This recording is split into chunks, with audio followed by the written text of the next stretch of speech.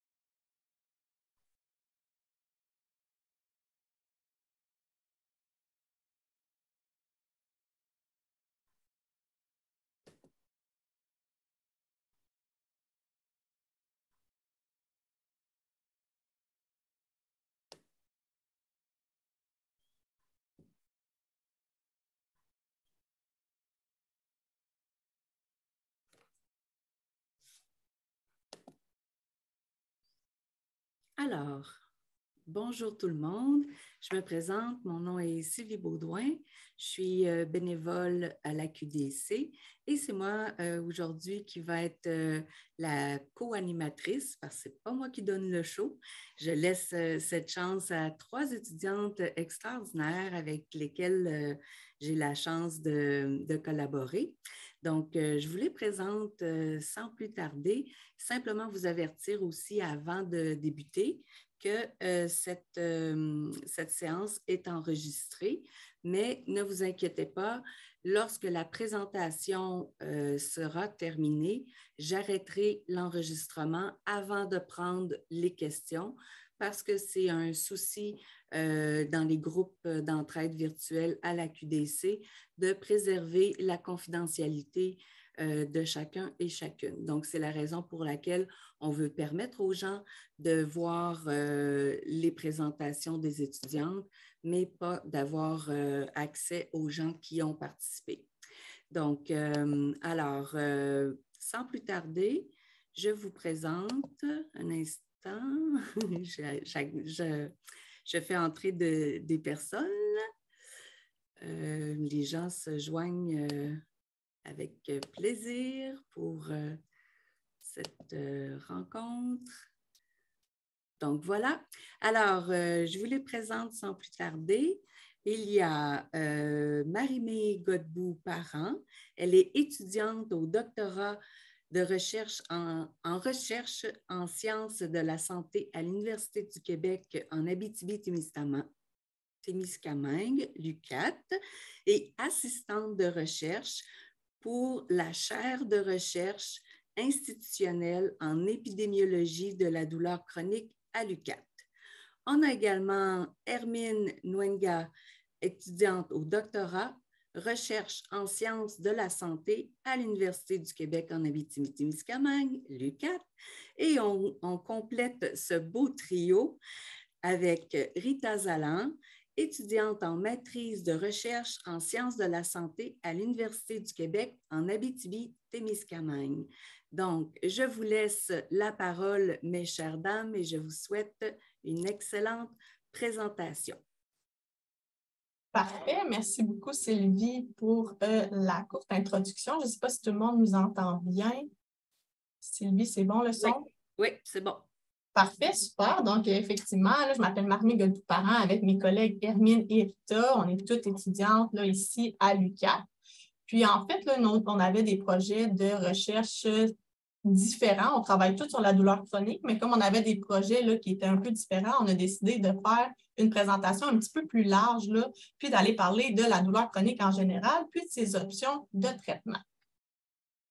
En fait, on n'a pas de conflit d'intérêt à déclarer pour cette présentation-là, mais on veut juste s'assurer de confirmer qu'on n'est pas des professionnels de la santé, membres d'un ordre. Donc, on n'est pas ici là, pour parler des traitements, par exemple, sur leur efficacité ou les meilleurs traitements pour chaque patient. On est vraiment ici pour parler plus de ce que la recherche nous dit par rapport au traitement. Donc, ce qu'on connaît dans la littérature d'aujourd'hui, ce qui est disponible pour les patients, tant les traitements pharmacologiques que non pharmacologiques, là, on va pouvoir voir ça en revue. Donc, c'est sûr que nous, on ne va pas s'engager à faire une évaluation spécifique de la santé de chacun. Donc, brièvement, on va parler, là, on avait préparé une petite présentation, mais je pense qu'on va pouvoir aller plus vite, là, comme on a déjà été bien introduit. On va parler de la douleur chronique, de l'approche multimodale et multidisciplinaire adoptée en douleur chronique, les approches disponibles, donc pharmacologiques et non pharmacologiques. Puis ensuite, là, pour lancer la discussion, on a préparé là, quelques petits quiz mis en situation juste pour justement là, lancer la période de questions, puis la discussion avec vous.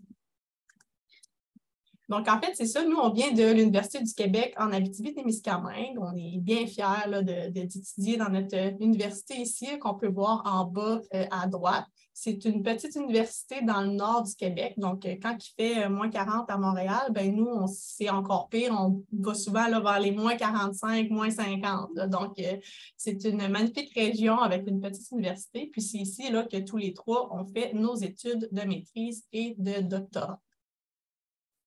Donc, on va brièvement se présenter là, avant de débuter. Donc, bonjour tout le monde. Donc, moi, c'est Hermine Guéna. Comme Sylvie l'a dit tantôt, je suis étudiante au doctorat recherche en sciences de la santé sous la direction de la professeure Anaïs Lacasse.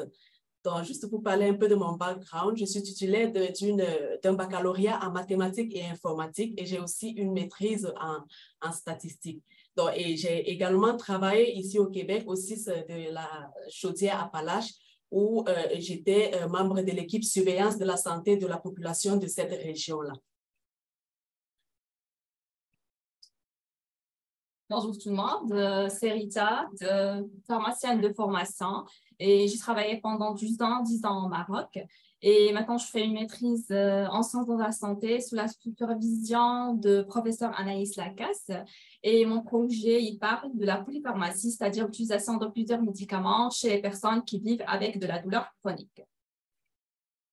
Puis finalement, moi, je m'appelle Marie-Mé Godbout-Parent. Je suis originaire de la région de l'Abitibi-Témiscamingue. J'ai été faire là, mes études à l'extérieur. Donc, j'ai été faire un baccalauréat en biochimie à l'Université d'Ottawa pour ensuite là, revenir ici en Abitibi où j'ai fait ma maîtrise. Puis là, je viens de commencer mon doctorat. Je suis aussi sous la supervision de professeur Lacasse et professeur Julien à l'UQAT. Puis moi, je m'intéresse surtout au traitement non pharmacologique, puis tout l'aspect lié au sexe et au genre, donc toutes les différences, par exemple, hommes-femmes, dans l'utilisation des traitements chez les personnes qui vivent avec de la douleur chronique.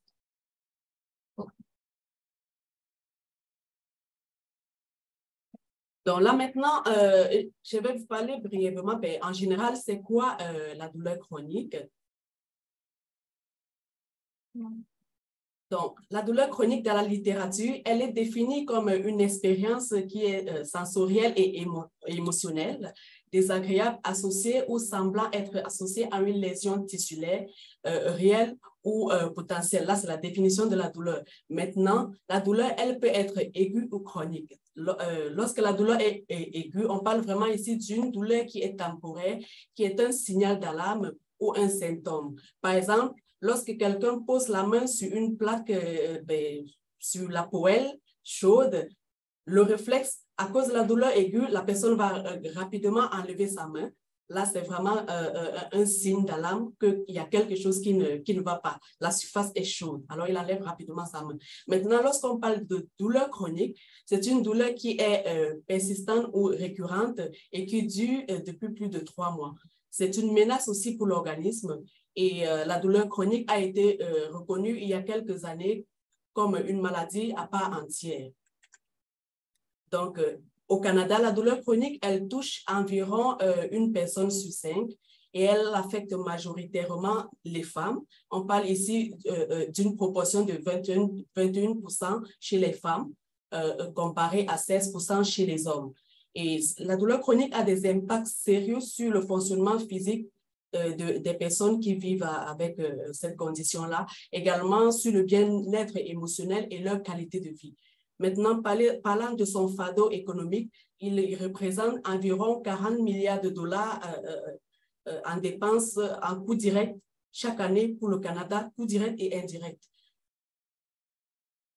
Donc, il y a l'approche qui a été recommandée dans la littérature pour le traitement de la douleur chronique. Déjà, la douleur chronique, c'est une maladie qui est multidimensionnelle, donc c'est-à-dire qu'elle affecte qu'elle est affectée par des facteurs tant biologiques, par exemple le sexe et les différences génétiques, également par les facteurs qui sont psychosociaux. On va parler ici du genre et des stratégies d'adaptation.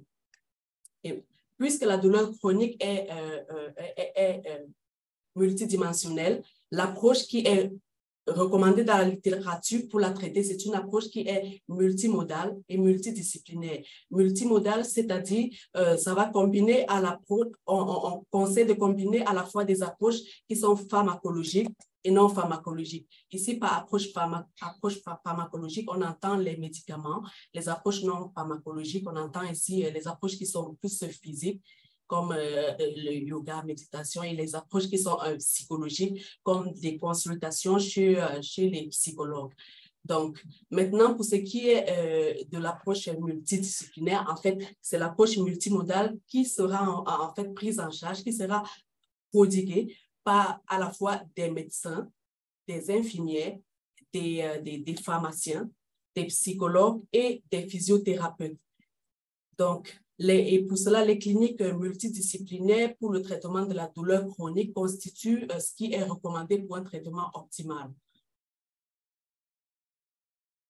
Mais cependant, il y a quand même des barrières qui font que l'approche multimodale ne soit pas toujours optimale. Par exemple, on a la méconnaissance et les préjugés qui sont associés à la douleur chronique. Il y a également le manque de formation des professionnels de la santé, l'absence des traitements pharmacologiques qui sont totalement efficaces, le travail en silo, parce qu'on recommande que les professionnels doivent se parler et travailler ensemble, mais finalement, on se rend compte qu'il arrive que des fois, chacun travaille de son côté et les professionnels ne se parlent pas.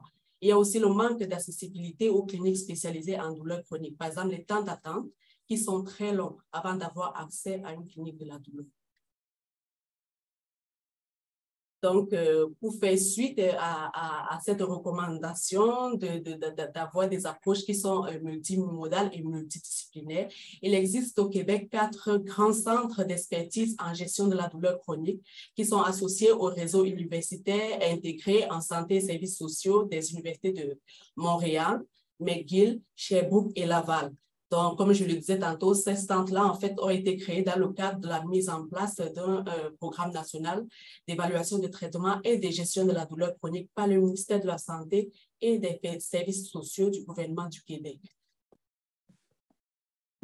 Exactement, Hermine. L'approche multimodale, c'est l'approche qui est recommandée pour le traitement de la douleur chronique, pour avoir un traitement optimal de la douleur chronique. Maintenant, je vais comme détailler un peu l'approche pharmacologique. Quand on dit approche pharmacologique, c'est-à-dire qu'on utilise les médicaments pour son traitement de la douleur. C'est quoi un médicament? Ce sont des substances qui ont un effet physiologique lorsqu'elles sont introduites dans notre organisme. Pour le traitement de la douleur chronique, les antalgiques opiacés et non opiacés, ce sont les principaux traitements ou bien médicaments qui sont utilisés pour traiter notre douleur. Je vais vous présenter les grandes familles de médicaments qui sont dictés, par exemple, pour traiter la douleur chronique. On a les antalgiques non opiacés, le paracétamol et les anti-inflammatoires non stéroïdiens. Alors, ce sont souvent qui sont efficaces pour le traitement des douleurs qui sont d'intensité faible ou modérée. Ils sont administrés par voie orale ou voie parentérale. Alors, ils ne produisent ni dépendance physique ni accoutumance. On a les antalgiques opiacés. Quand on dit opiacés, c'est un terme générique pour les substances naturelles ou synthétiques qui se lient à des récepteurs opiacés spécifiques de notre système nerveux central et qui produisent un effet agoniste. Donc, les opiacés ont à la fois un effet analgésique et somnifère. Pour les cannabinoïdes, ce que j'aimerais bien que vous saviez, que la consommation de cannabinoïdes, ils peuvent produire des effets secondaires, comme doses dépendantes, qui nécessitent vraiment une surveillance et avec une initiation progressive de son dosage. Pour les médicaments antalgiques adjuvants, on a de nombreux médicaments qui sont utilisés, comme les antalgiques adjuvants, comme on a les antiépileptiques et les antidépresseurs, et de nombreux autres médicaments. Maintenant, je vais partager avec vous mon projet d'étude de maîtrise qui parle sur la polypharmacie chez les personnes qui vivent avec de la douleur chronique. C'est quoi le mot polypharmacie? C'est l'utilisation de plusieurs médicaments en même temps. L'Organisation mondiale de la santé, elle le définit comme l'utilisation de 5 médicaments au plus de façon concomitante, quels que soient ces médicaments. Par exemple, ils sont traités pour la douleur ou autre maladie. Donc, 5 médicaments, toutes indications confondues. Et une fois on dépasse 10 médicaments en plus, là, on parle de polypharmacie excessive et aussi, soit on les traite pour la douleur chronique ou pour d'autres maladies. Bien que l'utilisation de médicaments, ils nous guérissent et soulagent nos symptômes et aussi même prolonger notre vie, quand on utilise beaucoup de médicaments, et bien sûr, en même temps, là, on augmente le risque d'avoir plus d'effets indésirables. Voyons, par exemple, les bénéfices d'avoir une polypharmacie, c'est-à-dire que combiner 2 médicaments ou bien combiner plusieurs médicaments. Alors, le bénéfice pour la douleur, c'est atteindre un soulagement optimal avec un moins d'effets indésirables, ou bien l'utilisation des médicaments qui ont un mécanisme d'action différent, c'est-à-dire qu'on prend un médicament X et un médicament A, et lorsqu'ils interagissent les deux, ils nous donnent un effet qui est bon pour notre douleur. Mais, bien sûr que je vous ai dit, il y a aussi des risques quand on utilise plusieurs médicaments en même temps, les effets secondaires que peut engendrer les médicaments, les interactions médicamenteuses, c'est-à-dire lorsqu'on utilise un médicament A, un médicament B, par exemple, le médicament A, elles interagissent et ne laissent pas le médicament autre interagissent de même façon. Les erreurs dans la prise, ça veut dire en plus que tu prends plusieurs médicaments, tu peux par exemple être dans l'oubli de prendre un médicament ou l'autre quand le prendre. Le fardeau économique important, bien sûr, plus tu utilises des médicaments, c'est plus tu auras sur ton budget, bien sûr, et les cascades médicamenteuses. Qu'est-ce que ça veut dire une cascade médicamenteuse? Une cascade médicamenteuse, il survient lorsqu'on prescrit un médicament X pour traiter l'effet indésirable d'un autre médicament. Par exemple, je vais vous expliquer ou bien vous éclaircir. On a par exemple Madame Jacob.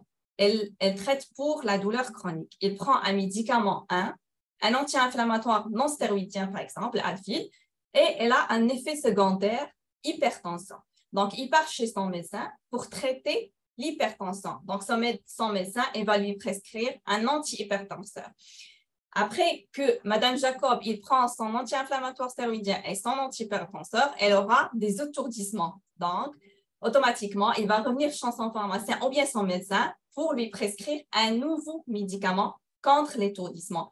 Et comme ça, on peut dire qu'il s'agit de cascade médicamenteuse. Et en fin de compte, Mme Jacob, il peut avoir comme jusqu'à 10 médicaments à cause de ça.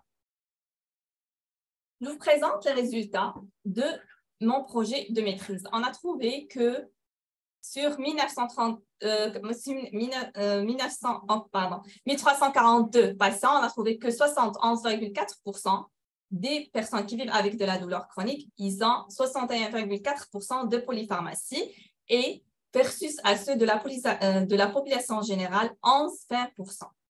Et en excessive, la polypharmacie excessive, 26%, respectivement, versus 6% dans la population générale. Donc, je laisse la parole à Marie-Mé. Effectivement, là, on va aller voir les approches qu'on dit plus non pharmacologiques. On les appelle non pharmacologiques, mais sont aussi appelées là, les approches physiques et psychologiques.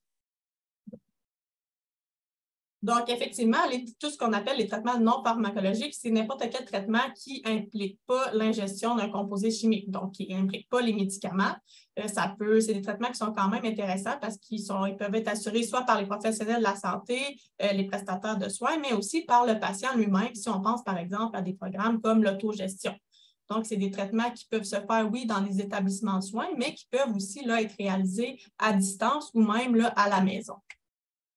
Il existe une panoplie de traitements non pharmacologiques pour aider avec la douleur chronique. Si on pense par exemple au TENS, on peut penser à l'acupuncture, massothérapie, le yoga, l'exercice, les traitements chaud-froid. Si on pense à des traitements plus catégorisés psychologiques, on pense par exemple là, aux thérapies cognitivo-comportementales, les programmes d'autogestion. Bref, il y a vraiment beaucoup de traitements qui sont offerts. Ce qui est difficile après ça, c'est de trouver quel traitement est efficace pour chaque patient. Donc, c'est vraiment intéressant de savoir qu'une grande liste de ces traitements-là existe, qui, pour certains patients, là, peuvent être plus efficaces ou moins efficaces selon là, chaque personne. Malgré que les traitements non pharmacologiques sont recommandés dans l'approche de traitement multimodal, on veut vraiment là, aller essayer de combiner ces approches-là avec les médicaments. Il y a quand même plusieurs là, traitements qui mènent à leur sous-utilisation. Ces traitements qui sont beaucoup moins utilisés que les médicaments. Pourquoi? Bien, plusieurs raisons. Premièrement, les difficultés d'accès. On connaît les listes d'attente, par exemple, pour aller chez un psychologue ou avoir accès à un physiothérapeute ou quoi que ce soit. C'est sûr que ces difficultés-là d'en avoir accès peuvent nous mener là, à laisser tomber les traitements. Il y a aussi les fausses croyances concernant le traitement, que les traitements non pharmacologiques sont moins efficaces ou pas efficaces. Il y a aussi le manque de support social. Parfois, on a besoin de support pour aller consulter ou pour aller chercher tel type de traitement. Donc, ça peut aussi là, mener à une sous-utilisation. Manque de support du système de santé, c'est des traitements qui souvent peuvent devenir très dispendieux, surtout si on va, par exemple, en clinique privée. C'est pas long là, que ça devient très cher, puis c'est souvent non remboursé par les assurances. Donc, c'est sûr que ça peut aussi mener là, à des raisons de sous-utilisation. Puis, c'est aussi des traitements qui, souvent, là, nécessitent une implication active du patient. Donc, parfois, quand on parle d'actifs, par exemple, c'est tout ce qui implique, par exemple, de l'exercice, une séance de physiothérapie, par exemple, qui peut être là, demander beaucoup d'énergie. Donc, des fois, c'est soit le manque de motivation, mais souvent, ça peut aussi être des douleurs qui sont tellement extrêmes qui, des fois, là, aller faire de l'exercice devient un obstacle en soi. Donc, dans mon projet de maîtrise, justement, je m'intéressais là, à toutes les approches non pharmacologiques qui étaient utilisées chez les gens qui vivent avec la douleur chronique. Et on avait recruté là, 1935 patients qui vivaient avec la douleur chronique. Puis de ceux-là, on a trouvé que 85,5% des gens utilisaient au moins une approche non pharmacologique. Ce qui est vraiment encourageant si on compare à ce que la littérature en dit. On parle plus là, de 35 à 45% là, qui utilisaient les approches non pharmacologiques. Il faut savoir que dans le projet de maîtrise, on avait vraiment une grande liste de traitements disponibles pour les patients, comme par exemple les traitements, l'alternance de traitements chaud-froid ou la relaxation, méditation, donc des traitements qui sont peu coûteux puis disponibles directement à la maison. Donc, on pense que ça pourrait avoir eu un impact sur pourquoi on a eu une aussi grande prévalence. Mais c'est quand même là, très positif de voir que les approches non pharmacologiques sont de plus en plus utilisées en douleur chronique. effectivement, là, de ce qu'on avait remarqué, les traitements qui étaient les plus souvent utilisés, donc qui semblaient là, le mieux fonctionner pour les patients, c'est tout ce qui attrayait les traitements chaud-froid, donc que ce soit des bains, que ce soit de la glace, que ce soit les coussins chauffants, par exemple. L'exercice, donc tout type d'exercice confondu, que ce soit la marche, la musculation, peu importe les exercices recommandés. Puis finalement, la méditation. On voit aussi là, qu'il y a certains traitements qui étaient vraiment peu utilisés. Si on pense par exemple là, aux interventions de groupe, aux produits homéopathiques, à l'hypnose, qui avait seulement 4 % des gens qui en utilisaient. Donc, on peut voir ici là, la charte des traitements qui étaient le plus jusqu'aux moins utilisés en traitement de la douleur chronique. Si on regarde physiothérapie, c'est quand même 23 % des gens qui en utilisent. Puis, par exemple, chaud-froid, c'était quand même quasiment une personne sur 2 qui utilisait ce traitement-là pour aider avec leur douleur. Puis, c'est ça, en fait, l'article n'est pas encore soumis, mais on était aussi allé voir là, toutes les différences hommes-femmes qui avaient été remarquées là, dans les traitements pour les traitements non pharmacologiques. Puis, on avait fait des belles observations là, par rapport à tout ce qui était les différences que les femmes utilisaient tel type de traitement. Les femmes utilisaient davantage, par exemple, le chaud-froid, tandis que les hommes semblaient utiliser davantage l'exercice. Donc, ça, c'est ce qui attrayait plus à mon projet de maîtrise. Donc, c'est un peu ce qui fait le tour là, brièvement des approches physiques, pharmacologiques puis psychologiques utilisées en douleur en ce moment. Pour lancer la discussion par rapport à ça, on avait pensé là, faire des petites mises en situation, donc des petits quiz, là, vraiment des questions pour lancer la discussion. Donc, on avait pensé, Sylvie, je ne sais pas si vous voulez animer ça ou... Bien, en fait, je vais prendre juste une petite pause parce que, comme je l'avais dit, là, je dois arrêter l'enregistrement. Et juste avant de mettre fin à l'enregistrement, moi, il y a plusieurs personnes qui sont entrées et vous aviez commencé votre très excellente présentation. Donc, je veux simplement dire aux gens que tout le contenu, là, c'était dense. Il y avait beaucoup d'informations. Même moi qui travaille avec vous assez régulièrement, c'est certain que je vais vouloir retourner voir puis prendre mon temps pour vous réécouter. Je vous remercie vraiment infiniment. Donc, la portion de la présentation, comme je vous le disais, va être disponible. Donc, j'arrête l'enregistrement dès maintenant.